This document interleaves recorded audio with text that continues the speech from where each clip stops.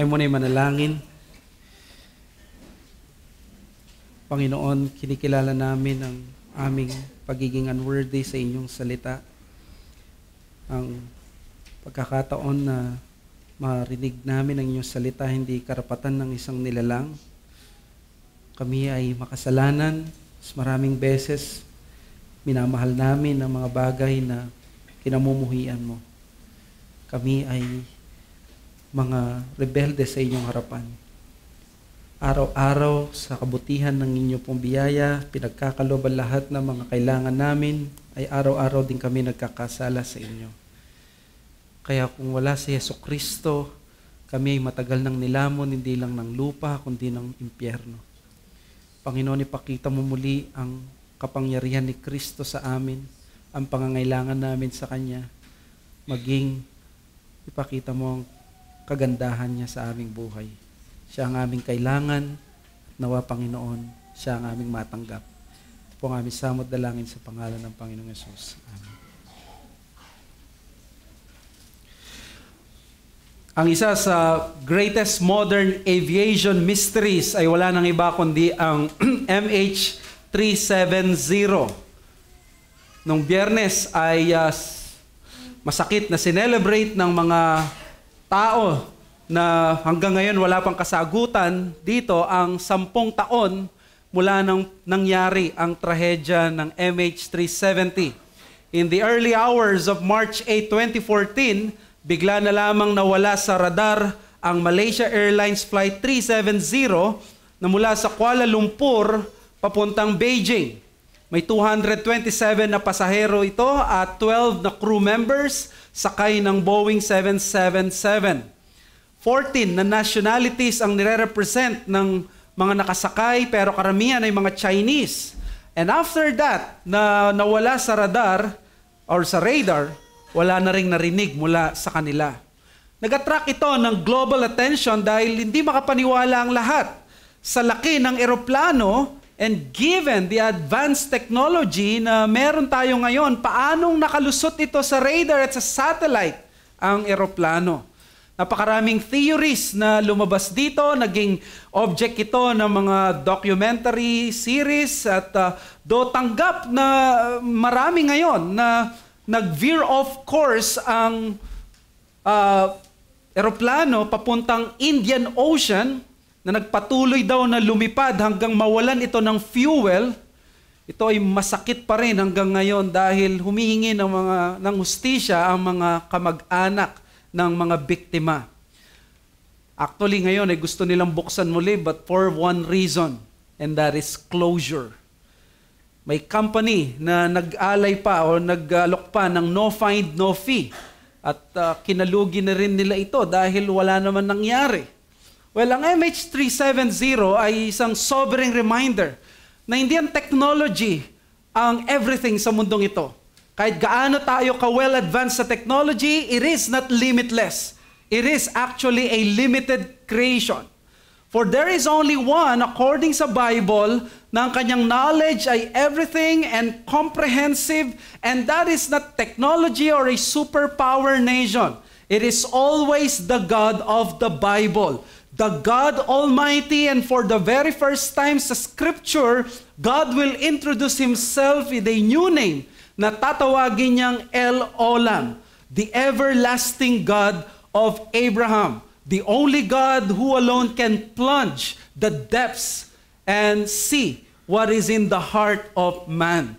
Kaya sana maging pagpapala itong revelasyon ng pangalan ng Diyos dito sa narrative ni Abraham na sa totoo lang ay pwede natin tanungin bakit na-include ang narrative na ito. Let me read to you the inspired, inerrant, infallible Word of God sa Genesis 21 verses 22 to 34. Hear the Word of God. At that time, Abimelech and Phicol, the commander of his army, said to Abram, God is with you in all that you do. Now therefore swear to me here by God that you will not deal falsely with me or with my descendants or with my posterity, but as I have dealt kindly with you, so you will deal with me and with the land where you have sojourned. And Abraham said, I will swear. When Abraham reproved Abimelech about a well of water that Abimelech's servant had seized, Abimelech said, I do not know who has done this thing. You did not tell me, and I have not heard of it until today. So Abraham took sheep and oxen and gave them to Abimelech, and the two men made a covenant. Abraham set 7 ewe lambs of the flock apart. And Abimelech said to Abraham, what is the meaning of these 7 ewe lambs that you have set apart? He said, these 7 ewe lambs you will take from my hand, that this may be a witness for me that I dug this well. Therefore, that place was called Beersheba, because there both of them swore an oath. So they made a covenant at Beersheba. Then Abimelech and Phicol, the commander of his army, rose up and returned to the land of the Philistines. And Abraham planted a tamarisk tree in Beersheba and called there on the name of the Lord, the everlasting God. And Abraham sojourned many days in the land of the Philistines. Mga kapatid, ito po ang profitable word of God written for our encouragement. Kaya pakinggan po natin. Ang nabasa natin ay yung treaty ni Abraham with King Abimelech at nagtapos sa pagplant ng isang tamarisk tree at tinawag ni Abraham ang kanyang Panginoon na nakilala niya recently as El Shaddai, ngayon naman ay El Olam, the everlasting God. Siguro ang tanong natin, anong big deal ngayon? Well, ito yung issue. Bakit in-insert ng author itong seemingly unrelated and irrelevant piece of information in the Abrahamic narrative? Ano ngayon kung nakipag-usap at nakipagtipan si Abraham kay Abimelech? What's new? Ano ngayon kung nagkaroon sila ng diskusyon patungkol sa balon na hinukay niya? Is this story really necessary considering the next part is what is to be remembered as the greatest test on Abraham's faith and is deemed by many as one of the most important chapters in Genesis? Ito lang ay personal sentiment ko ha. Ito yung initial feeling ko nung binasa ko tong passage. Hindi ba pwede laktawan na lang ito?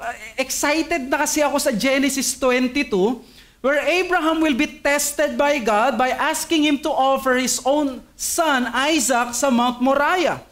I already want to dive dun sa rich chapter na yon and soak myself once again in a passage that is so full of Christ. Yet, the wisdom of God tells me na ang passage na to is also breathed out by God and is profitable for teaching in righteousness and for reproof, for correction, and instruction. And most of all, this passage is written for our encouragement in the new covenant and is able to make us wise for salvation through faith in Christ Jesus. Therefore, paano natin titingnan ang passage na ito? What is the key in order to unlock the hidden beauty of this passage and be able to unearth the truths of gold in this passage? Well, I think ang key dito ay nasa verse 34, yung word na sojourn. And Abraham sojourned many days. Alam niyo bang salitang sojourn ay pwede natin gawing susi dahil sinasabi niyan sa atin na ang Genesis 21 ay kakambal ng Genesis 20 dahil ang ending ng Genesis 21 ay natapos, ay nandun yung word na sojourn at nagsimula ang Genesis 20 sa salitang sojourn. Nandun yung word na sojourn sa both ends nitong kambal na chapters na ito. So, ang last verse ng Genesis 21, which is verse 34, and chapter 20, which is verse 1, from there, Abraham journeyed doon sa Philistines. And alam natin ang twin chapters ng Genesis 20 to 21, it highlights the life of Abraham as a pilgrim, na siya ay naglalakbay lang. And because of God, isa siyang alien na sojourner na naglalakbay lamang at walang permanenteng tahanan ayon sa Hebrews 11:9. By faith, he went or he sojourned to live in the land of promise as in a foreign land, living in tents with Isaac and Jacob, heirs with him of the same promise.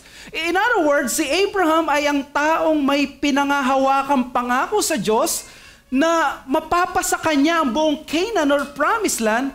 But the problem is, Hindi pa niya ito nakukuha at hindi pa niya ito makukuha for one simple reason. He is an earthly pilgrim. Magiging sandali lang ang buhay niya.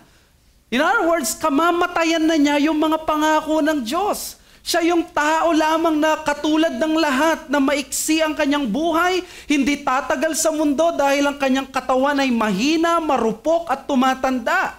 Kakamatayan na niya yung pangako ng Diyos. And then therefore, ang passage na ito ay magiging maganda kapag nakita mo na ang ine-emphasize niya ay ang pagiging pilgrim, pagiging transitory ni Abraham, and then mag-e-end yung passage by being reminded that while he is a transitory person on this earth, yet his God is an everlasting God. Ang ending ng specific part ng narrative with Abimelech, ano kaya ang makikita natin? Bakit nag-end siya sa ganong paraan? Bakit kailangan pang i-mention yung mga swearing at yung mga treaties? Well, eto yung napakagandang sagot ni Moses. Gusto ni Moses na tapusin ang kwento ng pagsusojourn ni Abraham sa lupain ni Abimelech sa paraan na gusto natin.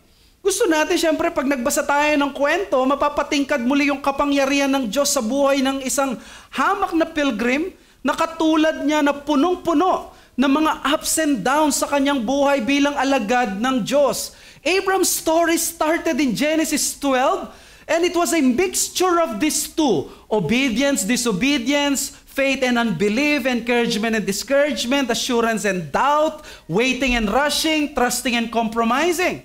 Isn't it the last time we heard about Abraham and Abimelech, siya ay talagang napahiya because nagsinungaling siya.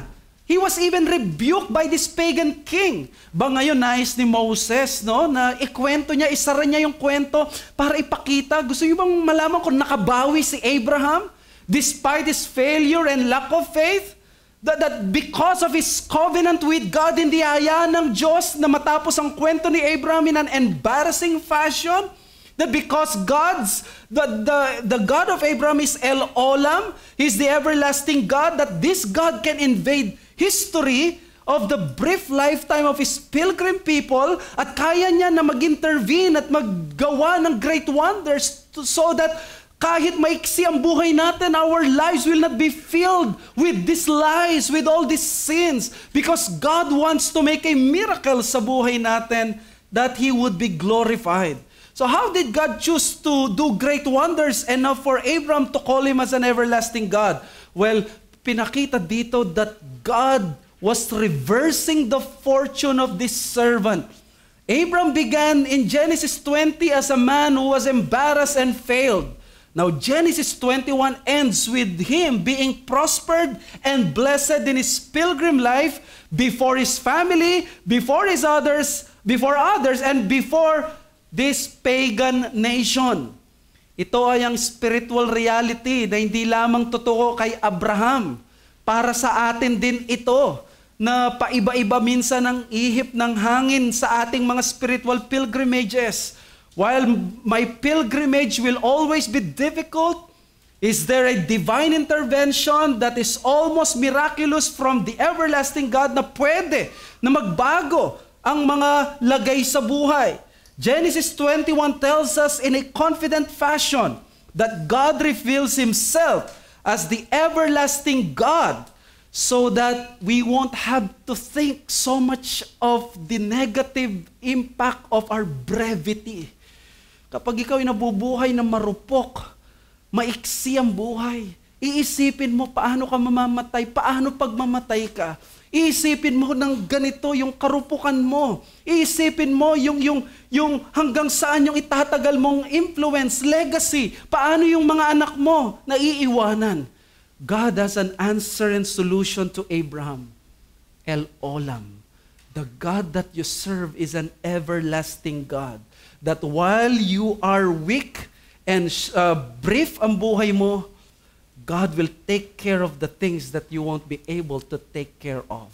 And that is the message that I want to bring sa atin. Because God is the everlasting God, He can reverse the difficult years of His pilgrim people.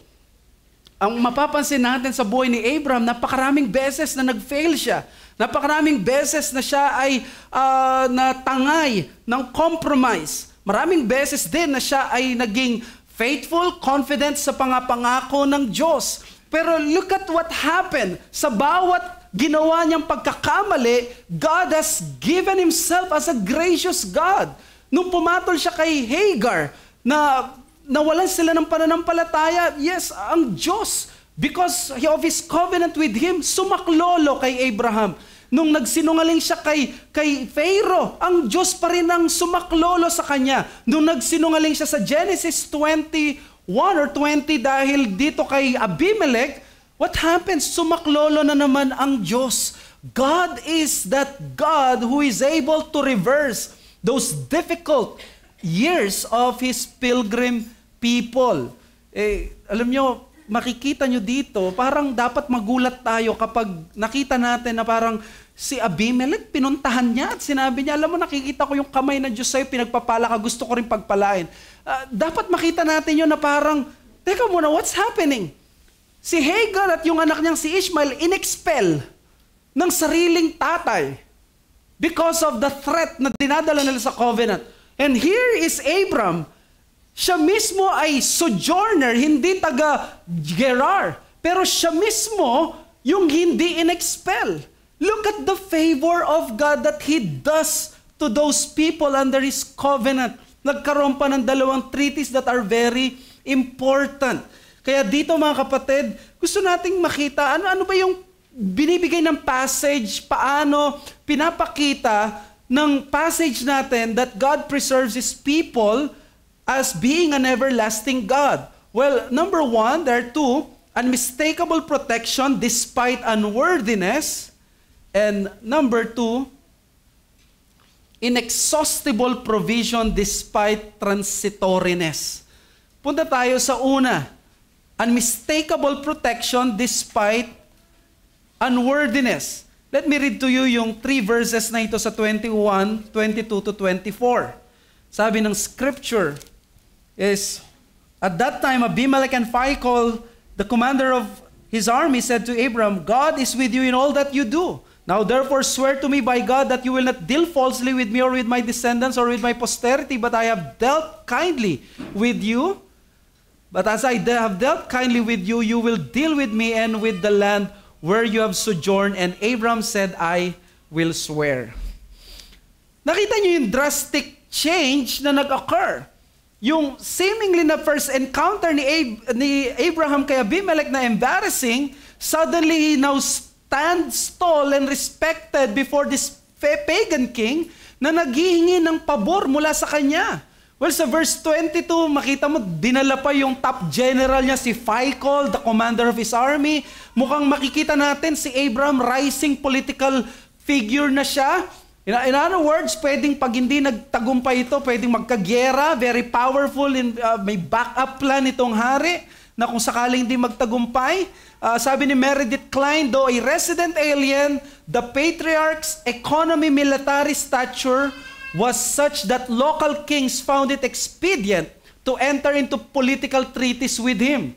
Sabi ni Klein, nakita ng mga tao, mga hari na nasa paligid, maganda, huwag nating kalabanan si Abraham. Kailangan kakampi natin siya. Di ba parang siya ay star doon na bisita lamang. And then sa verse 22, inamin ni Abimelech ang dahilan. God is with you in all that you do.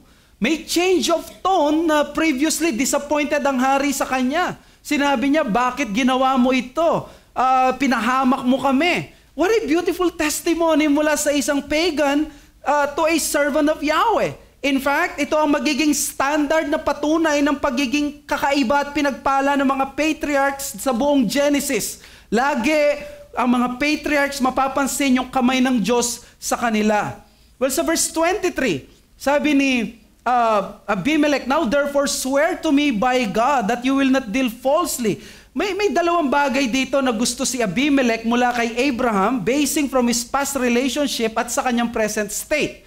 Maganda na yung kalagayan niya, kitang-kita yung pagpapala ng Diyos. So una, gusto niya yung blessing sa present state ni Abraham. Gusto niyang magkaroon ng share sa blessing na yon. Di ba si Abraham sa verse 17 ng chapter 20, pinagpray niya sa Abimelech, pinagaling ng Diyos ang asawa ni Abimelech, mga female slaves at nanganak sila. Ikalawa, nais makasiguro ni Abimelech na hindi na siya lolokohin ni Abraham. Siya o yung lahi niya o yung kanyang bansa. Mahalaga ito dahil influential na si Abraham by this time. Kaya ang sabi sa verse 24 ni Abraham, I will swear. Hindi na siya magiging threat. Hindi na siya manloloko. So, ang gusto kong gawin natin, let's try to evaluate what is happening here. Abraham is experiencing amazing and tremendous blessings he did not deserve even a bit. In fact, kung meron siyang deserve, ay dapat i-exile siya mula kay Abimelech. Hindi honor. Di ba ang immediate background nito, yung expulsion ni Hagar at ni Ishmael, kahit pa siya ay biological child ni Abraham na expel. Itong dayuhan na walang anumang karapatan sa lugar na yon, he was not expelled. He was prospered. Imbes na expulsion sa kanyang undeniable sin, binigyan pa ni Abimelech siya ng protection. Instead of expulsion, protection. Di ba dapat mapapahamak na si Abraham? At hindi na dapat siya sikatan ng araw dahil ang hari mismo ang tinalo at kinalaban niya.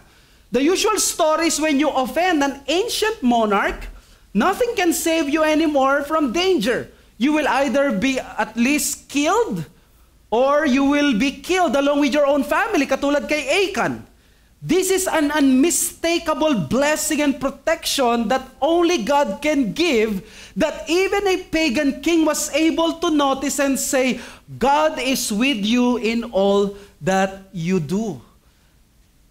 Later on, marirealize niya, ito yung blessing pala ng everlasting God. That God takes care of this mundane and this earthly life para sa Kanya.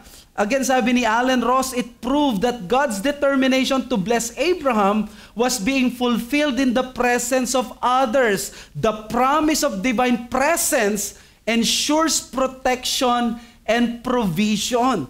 Dahil ang Diyos ay kasama ni Abraham, kasama niya ang Diyos, nandun ang protection sa kanya.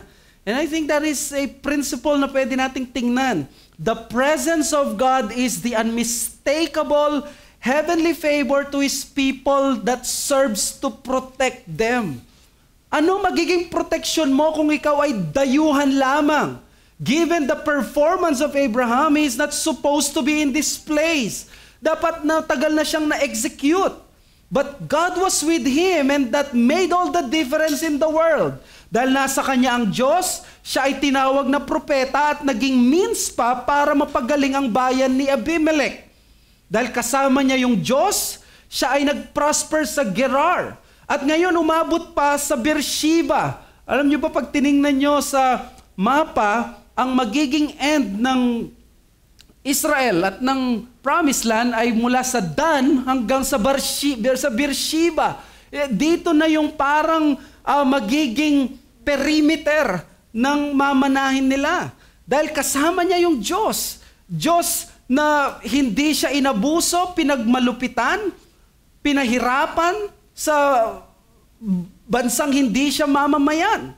Kung tutuusin, wala pang Department of Welfare sa mga OFW kung tutuusin, pero madaling masaktan at madaling abusuhin ng katulad ni Abraham. His life as an alien was difficult because siya ay isang tao na pwedeng prone sa pang-aabuso ng mga tao. But look what God did. God did not only protect him from abuse, God has prospered him doon sa lugar na hindi man siya taga doon. Giving us yung reliable assurance na itong taong ito ay pag-aari ng Panginoon. Kaya maganda yung lesson dito, no? The presence of God to the disciple is the greatest blessing in following Him. Ang presensya ng Diyos, ang pinakamalaking pagpapala, hindi yung matatanggap natin material, hindi yung makaka-receive tayo ng komportabling buhay. Nawalan siya ng panganay na anak dito si Abraham, yet what mattered most is that God was with him and everyone saw it.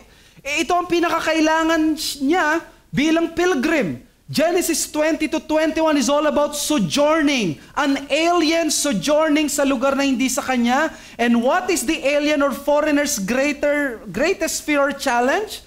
Di ba ang greatest fear or challenge ng isang alien ay maging mag-isa, maging stranger, the feeling of homelessness, the most of all, being abused, maltreated, persecuted, and the status of an outcast? Sinong gusto mong magmukhang kawawa? Sinong gusto na nilalayuan, pinagmamalupitan ka? Yung mga OFWs natin sa Middle East at sa mga ibang lugar, they are some of the loneliest people na nasa ibang bansa because they are longing for their families dito sa Pilipinas. That is the common experience of a stranger. But you see, God changed that. Walang nag-touch kay Abraham. Walang nag-persecute or nag-abuse because the everlasting of that universe, of the universe is the God of this alien. Ito nagpabago sa kanyang kalagayan. Ito magbibigay buhay sa kanya. Alam niyo, yung mga patriarchs later on, this will also be their situation. Si Isaac sa chapter 26, nung wala na si Abraham, ganito rin ang sabi ni Abimelech. I believe it's the same Abimelech. Sabi ni Abimelech sa kanya, when Abimelech went to him from Gerar with Ahuzat, his advisor, and Phicol, the commander of his army, Isaac said to them, "Why have you come to me, seeing that you hate me and have sent me away from you?" They said, "We see plainly that the Lord has been with you." Not only si Isaac, but also si Jacob, sa chapter 30, verse 27. But Laban said to him, "If I have found favor in your sight, I have learned by divination that the Lord has blessed me because of you." And who can forget Joseph sa chapter 39 verse 3? His master saw that the Lord was with him and that the Lord caused all that he did to succeed in his hands. Ang tao na dapat pagmalupitan, siya ngayon ang dinidikitan. Kaya pala ng Diyos na protektahan niya ang kanyang alagad kapag ang Diyos kalooban niya ito. Alam niyo ba na ang Singapore ngayon ay nasa hot waters after na nalaman ng mga karatig bansa na nagbayad ng kanilang gobyerno kay Taylor Swift ng isang lucrative 3 million exclusive deal for every show na pinerform. Ayon sa iba, umabot na $18 million ang binayad ng government ng Singapore for that deal na hindi siya magpe-perform sa ibang ASEAN regions at sa Singapore lang. Di galit ngayon ng mga nasa Pilipinas. Kayo sanang nasa Philippine Arena na sana yung marami sa iyo o yung iba sa inyo. Bakit nagalit ang mga karatig bansa? Ang number 1 pala nagalit ay Philippines at Thailand. Dahil alam nila na malaki ang epekto ni Taylor Swift sa tourism. Yung presensya niya magbo-boom ang tourism. At yan ang nangyari sa Japan at nangyari sa Singapore. ASEAN leaders were angry because they felt they were deprived them of the tourism boom that will surely result mula sa presence ni Taylor Swift at sa kanyang Eras Tour. Imagine, that's just Taylor Swift. But how about if you are with the Lord? Yung presensya ng Panginoon, ng Diyos na kinikilabutan at talagang Diyos na nakakapanggilalas ang kanyang presensya, that they have to cover Him para lamang makita siya ng mga cherubim. Sa pakikipag-communicate niya sa tao, kailangan pa ng mediator because of His holiness, because of the effulgence of His glory. Ito yung Diyos na nangako na magiging kasama ni Abraham. Ang presensya ng Diyos ang isa sa pinakamahalagang bagay sa Old Testament. Without the presence of God, kahit gaano kaganda ang templo na yan, that's just a mere edifice. In fact, sabi ni Moses, kung wala rin ang presensya mo, huwag mo na kaming dalhin doon. What is that place of success without your presence? Kaya ang presensya ng Diyos, ito ang pinakamahalaga. Could you imagine ang presensya ng Diyos? Napakatindi na pala niya nung panahon na ito, but how much more? Ang glorious presence ng Diyos ay binigay niya sa kanyang anak that if you are in the Lord Jesus Christ, you have a more glorious possession ng mga promises ng Diyos because ang presensya ng Diyos ngayon ay wala na sa templo, wala na sa tabernakulo, kundi na kay Kristo. In other words, kung sino ang na kay Kristo, nandun ang presensya ng Diyos. And what's more boggling here, itong si Abraham, pinotektahan ng Diyos dahil sa kanyang presensya. Pero ang tunay dito, ang Panginoong Hesus, nung siya mismo kailangan hindi siya protektahan ng sarili niyang ama. Para siya ay maprotektahan niya yung mga tao na ililigtas niya. God did not protect His Son so that He can protect you. Ito yung ginawa ni Jesus para tayo magkaroon ng presensya ng Diyos. Yung kay Abraham, nakinabang siya sa presensya ng Diyos, naging blessing. But did you know that the presence of God is never available unless God has to give up yung kanyang anak? Hindi niya pinrotektahan nung namatay ang kanyang anak, nung siya ay pinagtulungan para siyang alien na galing sa langit, wala siyang kakampi. Tinalikuran ng Diyos ang kanyang anak para lamang magkaroon tayo ng ganitong uri ng proteksyon. Even Abraham, yung proteksyon na naranasan niya, pinaghirapan yun ni Kristo. Kaya hindi ito parang sasabihin natin madaling bagay lang. At anong proteksyon na meron tayo ngayon? Hindi proteksyon na bibigyan ka ng ganitong kasiyahan sa iyong kalagayan. Look at the protection of the presence of God. Ephesians 2:12-13. Remember that you were at that time separated from Christ, alienated from the commonwealth of Israel and strangers to the covenants of promise, having no hope, without God in the world. But now in Christ Jesus, you were far off, have been brought near. Tayo ay naisama na ngayon. Hindi na tayo alien sa pamilya ng Diyos, because in Christ Jesus, you who were once far off have been brought near. In other words, without Christ, tayo si Abimelech, paganong wala sa covenant at naaambunan lang sa blessing mga nasa loob ng covenant. Without Christ, tayo si Laban o Ishmael na nakikita lang natin ang kaligtasan, sinicelebrate ng iba pero hindi natin natitikman. Parang feast sa kapitbahay na kinakain nila yung masasarap na pagkain, yet we are not even invited because we are despisers of the feast. We are outcasts. We are pagans. You see, what Christ did to us nung tayo sumampalataya sa Kanya, we were made His family. We were brought near. At ito yung pagpapala ngayon na meron tayo, na kahit nasa pilgrim stage tayo, maiksi ang buhay natin, ang presensya ng Diyos ang mananatili na masarap at maayos na pinapangarap ng isang Kristiyano. That's the challenge in your brief pilgrim life. Do not foolishly exchange the presence of God with the fleeting pleasures found in the world. Meron laging temptation na sayangin ang buhay, na okay lang mamuhay na walang presensya ng Diyos. Beware on that evil perspective of unbelievers. Para sa kanila, yung prinsipyo, short life equals sulitin ng mundo sa kasalanan.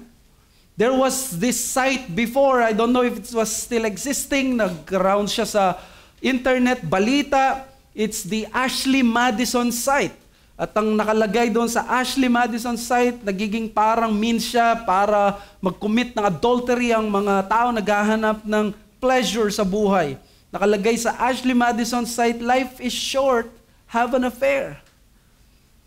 Tingnan nyo, sa isang site, ganito ang prinsipyo niya, life is short. Pareho sinasabi ng Bible, sabi ng Bible, life is short. You're just pilgrim in this world.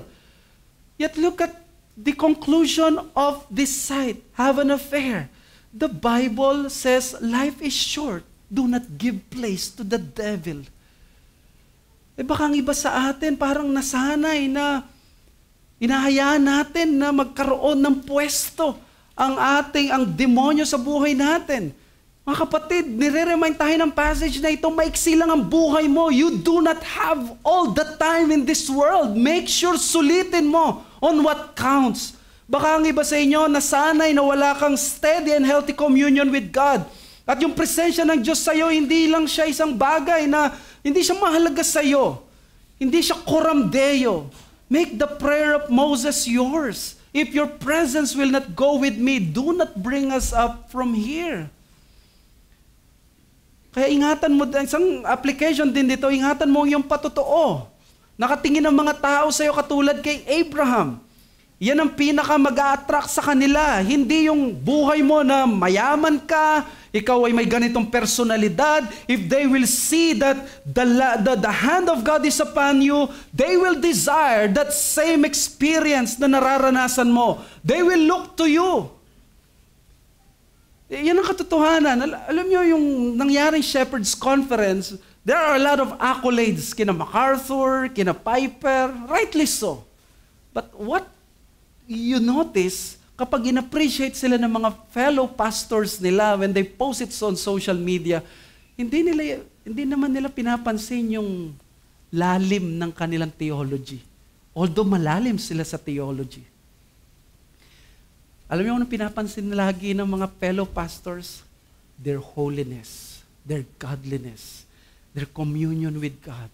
Bakit? Because pastors know that's really what attracts other people. It is not your theological brain. Praise God for that, but that is not the main thing. So ito yung bang desire mo ngayon na masabihan ka ng kaibigan mo, yung pamilya mo na alam mo, God is with you in all that you do. O nakikita sa'yo na eto, naturingan kang Kristiyano pero tingnan mo yung gawa mo. Puro nakikita sa atin katitisuran. May kaakibat na responsibilidad ng pagiging alien na alagad ng everlasting na Diyos. Sabi sa 1 Peter 2:11-12, Beloved, I urge you as sojourners and exiles to abstain from the passions of the flesh which wage war against your soul. Keep your conduct among the Gentiles honorable so that when they speak against you as evildoers, they may see your good deeds and glorify God on the day of visitation. Ito pala yung conduct ng isang pilgrim. Hindi ka pwedeng mag-violate doon sa conduct na sinet sa'yo ng citizenry or ng hari mo. And then, another application dito is that God honors and blesses our obedience, especially the ones that stretches our limit. Alam niyo si Abraham, I believe dito sa passage na to and even sa pag-consult ko sa mga ibang commentators, ito yung time that he really chose the path of letting go of a person so important to him. He just let go of this very first son, Ishmael, and he lost him forever. Napakahirap nito para sa sino mang ama. Most especially sa isang lalaki na matagal na niyang gusto magkaanak at binigyan lang siya ng anak nung siya ay 86 years old. Could you imagine that? And then after 17 long years, isang iglap, wala na yung utusan lang siya ng Diyos na pakakawalan na yung anak niya. Nasasabihin niya, Abraham, threat yung Ishmael na yan sa son of promise na si Isaac, let him go. Mahirap sa kanya, ayaw niya, pero sinunod niya ang Diyos. And look what God did. God was so pleased with him kahit nasaktan siya. Sinigurado niya na malalaman ni Abraham na di siya nagkamali sa kanyang desisyon na piliin ang utos niya kahit ito'y masakit. At alam niyo, ganyan ang ginagawa at gagawin ng Diyos sa atin. Hindi mangyayari na pinili mong sundin ng Diyos at tinalikuran mong lahat ng bagay, pati ang pinakamahalagang tao at bagay sa buhay mo, and then the Lord will just leave you and fail you and forsake you. Never na mangyayari yan. Especially in the new covenant when the blood of Christ is the sign, is the promise. The moon and the stars will stop shining first and this earth will cease to exist before God would even have His promises fail you. Sabi yun ni Peter, nagtanong siya, Lord, see, we have followed you, we have left everything. Di ba nararanasan natin ito, yung nagsiself-pity tayo minsan, ako na lang nga sumunod, nag-surrender, ako na nga yung ganito, tapos ganito pa yung nararanasan ko ngayon. I'm being persecuted, I'm being criticized. Ano sabi ni Jesus sa Mark 10:29? Truly I say to you, there is no one who has left house or brothers or sisters or mothers or father or children or lands for my sake and for the gospel who will not receive 100-fold now in this time houses and brothers and sisters and mothers and children and lands with persecutions and in the age to come eternal life. Ano man ang interpretation mo doon, ang gustong masisettle natin dito is whenever you follow Christ, hindi ka talo. God will never fail you. God will never deceive you. Therefore, huwag kang magdadalawang isip sa pagsunod mo sa Diyos, kapatid. Hindi malupit na Panginoon ang Panginoon. Hindi siya mabagsik na amo. Hindi siya madamot sa kanyang sa mga naglilingkod sa kanya. Hindi siya manhid na tagapagligtas para hindi niya malaman at maramdaman ang kahinaan at karupukang taglay mo. Hindi rin siya bingi na Diyos para hindi niya marinig ang pag-iyak mo. Habang nahihirapan kang sumunod, pero pinipilit mong sundin ng Diyos dahil alam mo, ito ang salita ng Diyos. God is not even a blind creator na hindi niya nakikita yung efforts mo na sumunod sa Kanya. God is anything but these descriptions. On the contrary, the scriptures portrayed God as one who will not despise a broken and contrite heart. Praise God. Hindi niya... alam mo yun, yung minsan nagdadrama ka, tapos tatawanan ka ng barkada mo, ng ibang tao. God is not like that. He will not despise a broken and contrite heart. In fact, sabi ng Bible, He is compassionate to the poor. He is compassionate to the fatherless, to the afflicted. Sabi sa Psalm 103:13-14, as a father shows compassion to his children, so the Lord shows compassion to those who fear Him. And hindi naman nagtapos doon. Ang gusto ko yung kasunod. Bakit may compassion ng Diyos sa mga natatakot sa Kanya? Ang sabi ng Bible, for He knows our frame.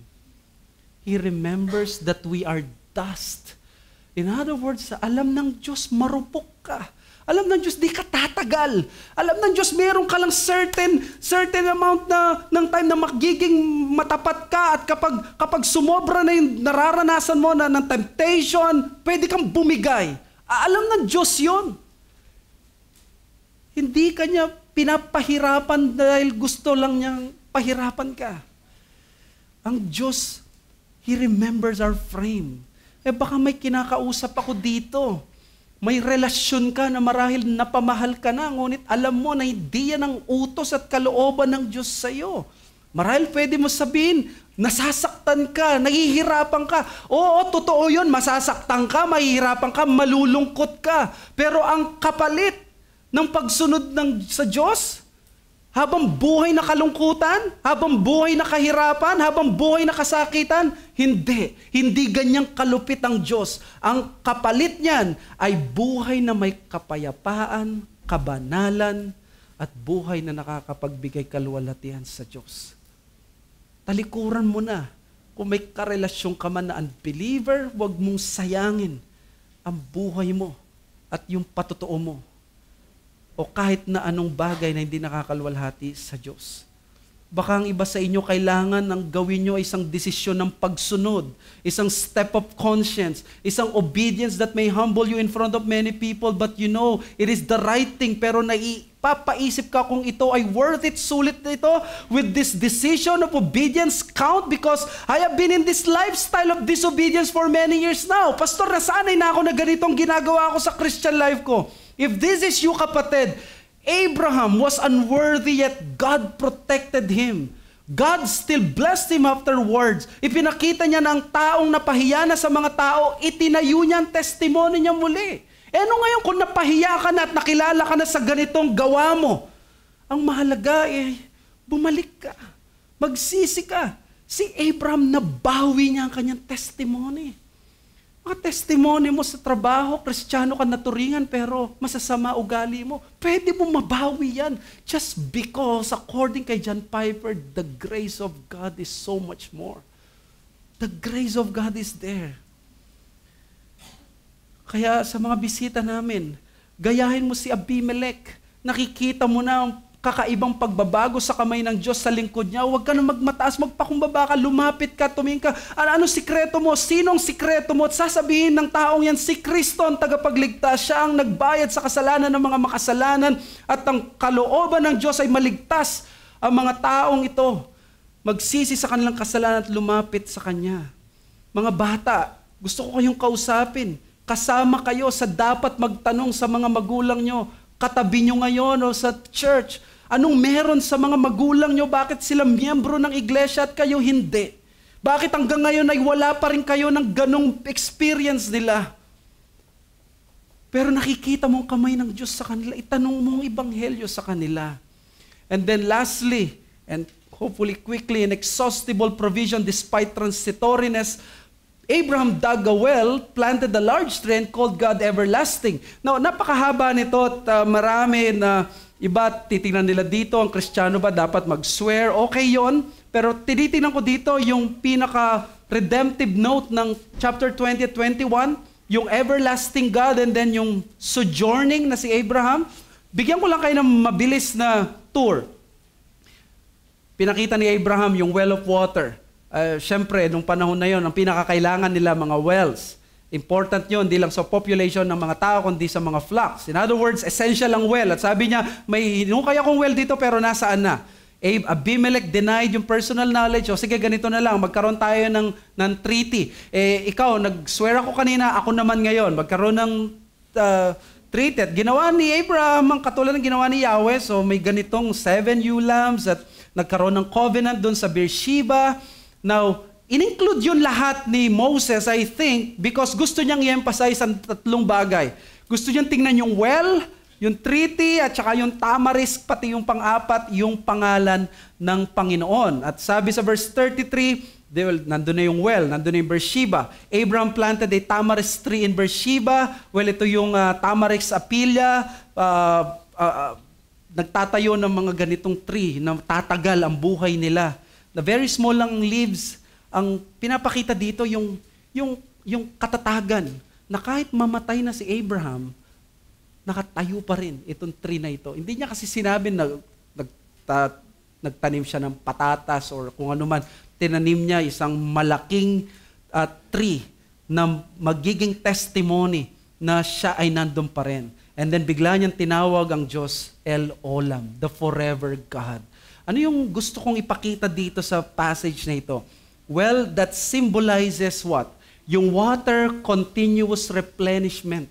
Yung pag may well ka, kahit na anong mangyari, kukuha ng tubig dyan, babalik yung tubig dyan, babalik yung tubig dyan.